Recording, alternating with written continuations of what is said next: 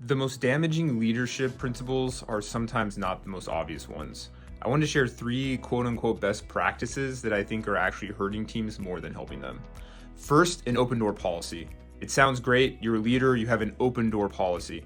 But often what I find is that means that as a leader, you're in your office all the time and people actually feel a power barrier between you and them, and they're not actually coming to you. Instead, go where people are working. If you're in office, go out and walk where people are working, get with your teams in person where they are. If you're not in an office, be in Slack, be in those channels, be in the forums or communities that your teams are using to communicate and participate in them, as opposed to asking them to come to you.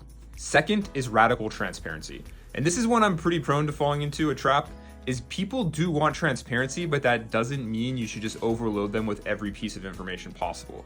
Often that can lead to anxiety, confusion, honestly just a waste of time because people don't know where to be spending their finite resources like their time. So don't confuse people with overloading them with everything in the goal of being radically transparent. Instead, be thoughtful about what people really care about, what they want to know, and do share that. Don't keep things that are important to your team or their decision making, but don't feel like you have to share everything and kind of inundate them with information. Third is what I sometimes hear called constructive criticism. This is sometimes what I call the feedback sandwich. I think a lot of you have probably heard of. This is where you often pair positive and negative feedback together. And I find that while that makes you feel more comfortable giving the feedback, it doesn't really help the person receiving the feedback. It can really lead to confusion, unknowingness of whether what they did was good or bad or somewhere in between.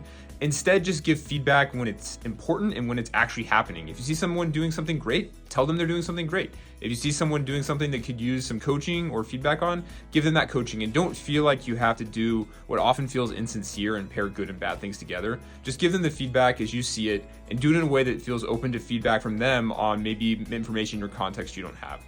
So those are three leadership mistakes I see that often seem like good ideas, but in practice really struggle, and I'd love to know what other ones you all have seen.